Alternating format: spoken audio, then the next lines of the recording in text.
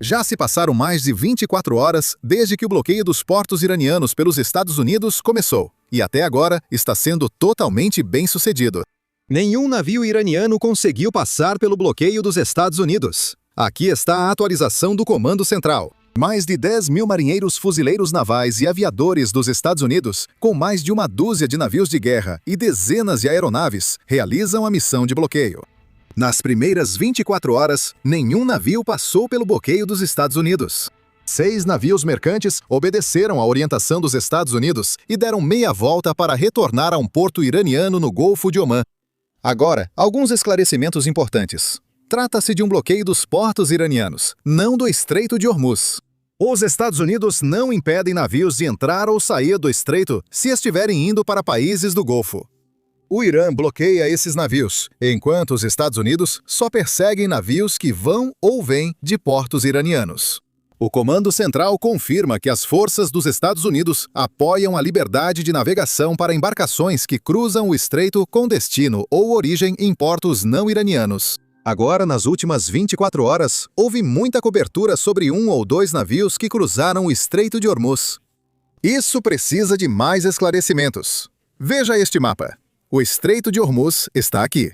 Mas lembre-se, o bloqueio dos Estados Unidos não é exatamente no estreito, e sim um pouco ao sul. Provavelmente está no Golfo de Omã, ou talvez até no Oceano Índico, em algum lugar próximo à entrada do Golfo de Omã.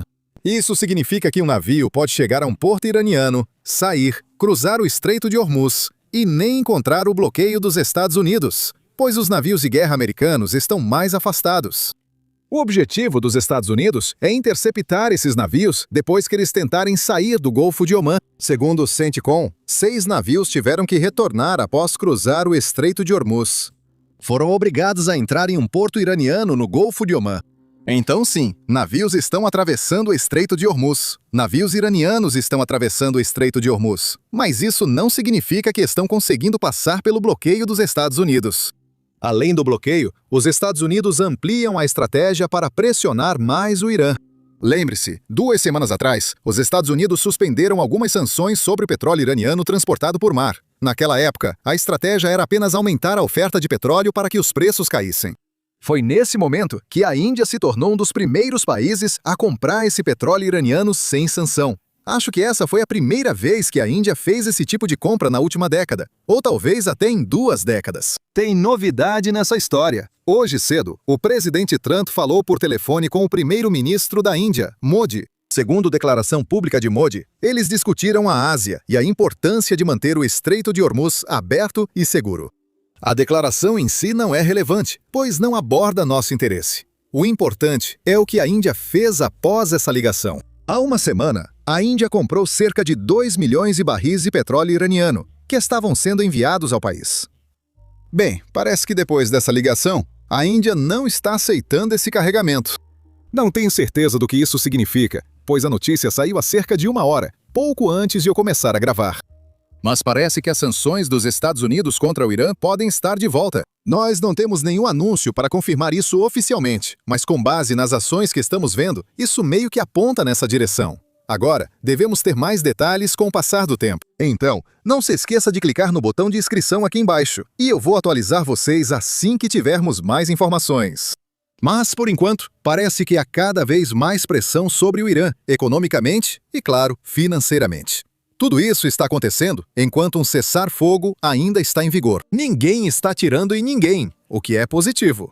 E parece que, nos bastidores, as conversas também continuam, porque estamos ouvindo relatos desta manhã de que pode haver outra reunião de negociação acontecendo nos próximos 2 dias. Até quinta-feira, podemos ter um acordo de paz. Parece que essa reunião não será como as anteriores, pois o vice-presidente J.D. Vance provavelmente não participará. Mas uma equipe dos Estados Unidos irá para o Paquistão muito em breve para se reunir com a delegação iraniana. Então, antes de entrarmos nos relatos sobre como esse novo acordo de paz pode ser, vamos ouvir o vice-presidente J.D. Vance.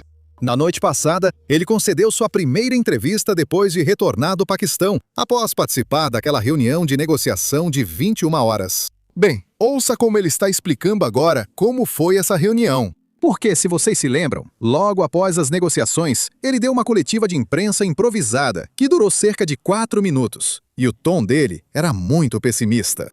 E agora parece que o tom mudou. Está muito mais positivo. Então, ouça. O que houve? Para onde vamos agora?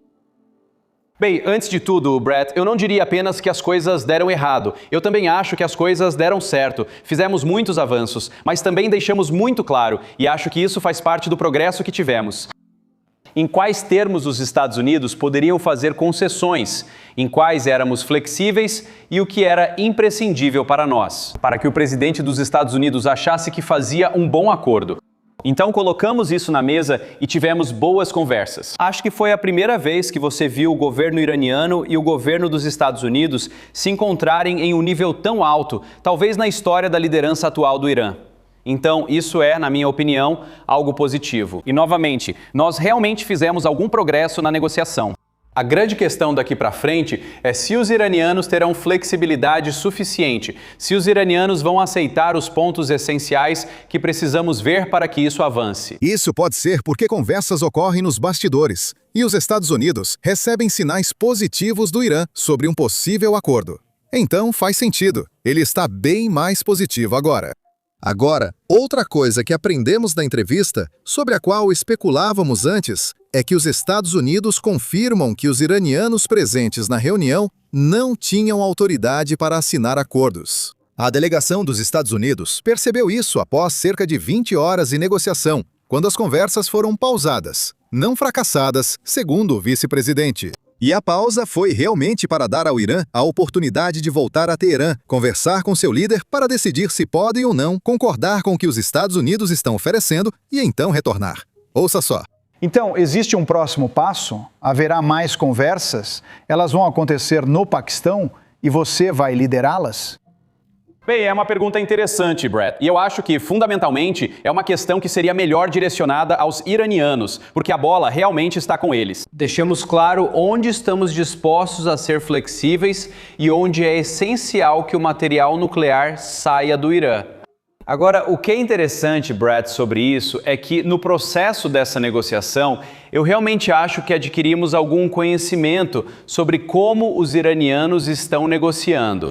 E é por isso, no final das contas, que saímos do Paquistão. Porque o que descobrimos é que eles não tinham condições. Eu acho que a equipe que estava lá não conseguiu fechar um acordo e eles tiveram que voltar para Teherã, do líder supremo ou de outro, e realmente obter aprovação para os termos propostos.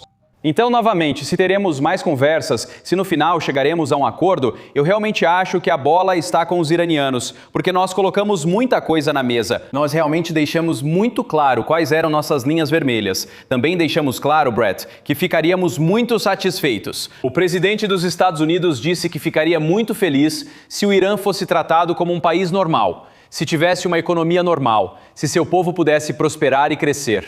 Mas para que o Irã seja um país normal economicamente, ele vai precisar ser um país normal do ponto de vista de não buscar uma arma nuclear. E terá que ser um país normal ao não apoiar o terrorismo.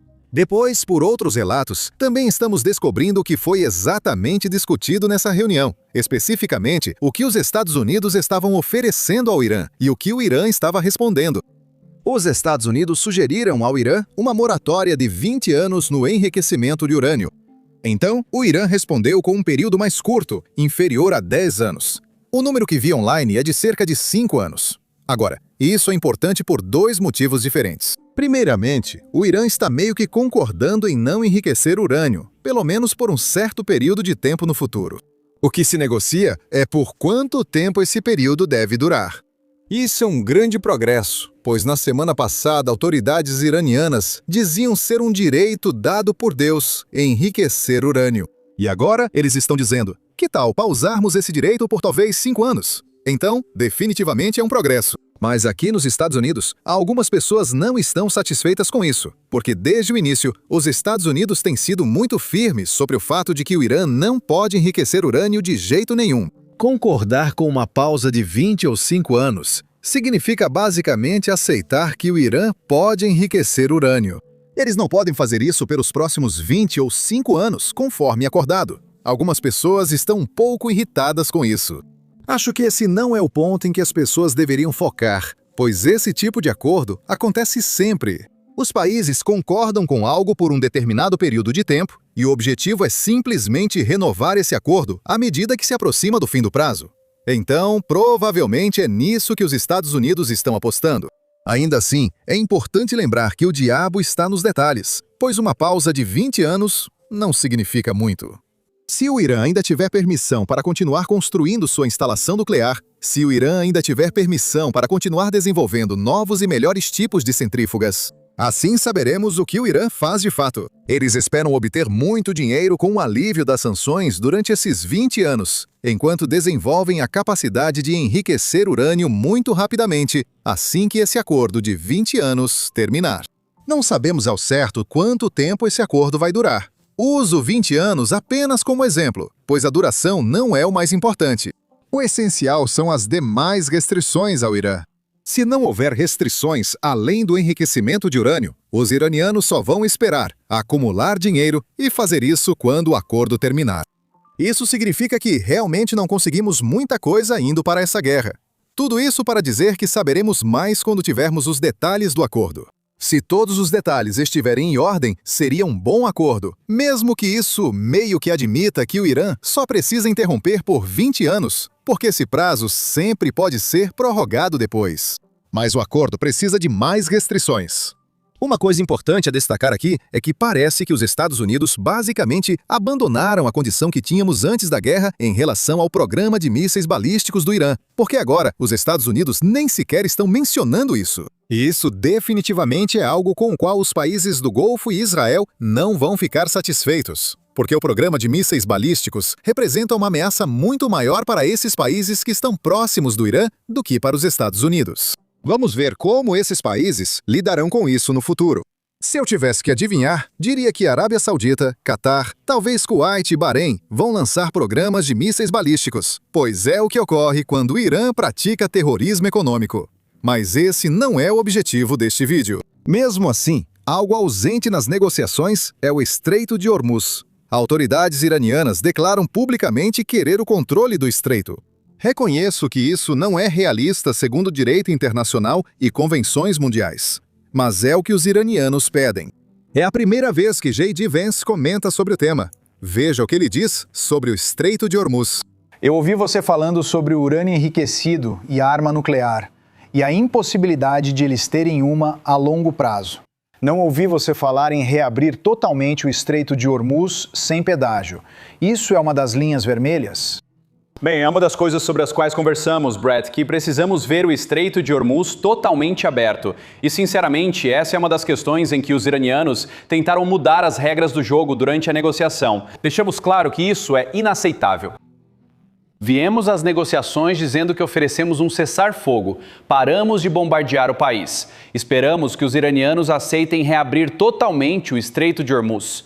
Vimos, como o presidente disse, um aumento significativo no tráfego passando pelo Estreito de Hormuz. Isso é bom para a economia global. Isso também é bom para os Estados Unidos da América, mas ainda não vimos essa reabertura total. Nossa expectativa é que os iranianos avancem na abertura do Estreito de Hormuz. Se não fizerem, isso mudará a negociação com eles.